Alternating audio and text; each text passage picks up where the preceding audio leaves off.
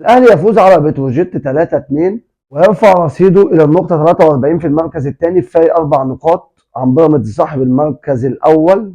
والمتصدر برصيد 47 نقطه، ومتبقي لكل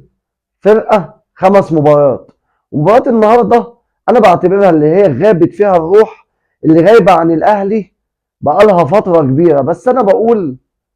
كل شيء وارد، واللي انت تلعب وتحاول تجيب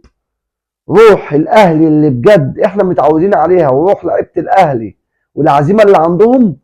وانت بقى وظروفك. والله بيراميدز وقعت زي النهارده، بيراميدز جت معاها كده برضك ماشيه معاها شويه تساهيل جامده جدا، وبيكسبوا في الدقيقه 87 بكوره من محمد فاروق لاعبهم السابق لاعب حرس الحدود الحالي، واتقطعت منه جوه منطقه جزاء حرس الحدود، وفيستون مايلي قام قطعها منه وشاطها، قامت واحده بايلق جت جون. طبعا احنا مش هنقول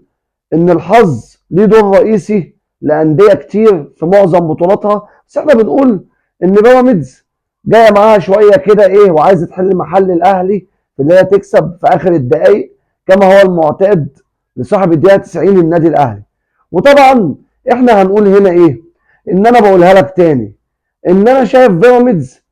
مش الفريق اللي هو يقدر يحسم الثلاثيه زي ما الناس بتقول. كل شيء وارد، وانا بقول لك بمجرد اما بيراميدز ده يقع منه ماتش واحد الدنيا معاه مش هتبقى احسن حاجه، ودي فرصتنا الوحيده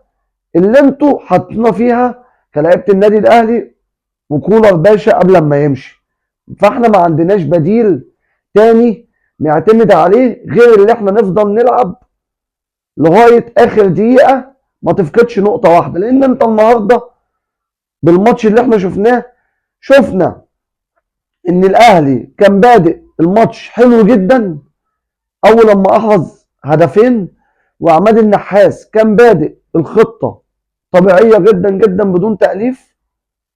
وراجل بدا الماتش مع الاهلي حلو جدا، وبعد ما احرزنا جونين لان اللي لعيبه الاهلي عندها رعونه غير طبيعيه ومش عايزه تجيب ثالث ورابع، مع ان احنا اهدرنا اكتر من هدف، وكرة في العارضة لبن شرقي، وكرة لطاهر برضك، وكرة لواحد زي إمام غير الجون اللي اتلغى له من محمد معروف أبو المعاريف كلها، وأنا ما أعرفش ده معروف من أي اتجاه. بس إحنا كل حاجة لازم نتقبلها. وطبعا غير كور كتيرة جدا زي الكرة بتاعت قفشة اللي هو بيحب يركنها كده وبتيجي على طول هدف، ما جاتش. غير أكتر من كرة وسام ضيعها وإمام. طبعا في المجمل إحنا استقبلنا جونين في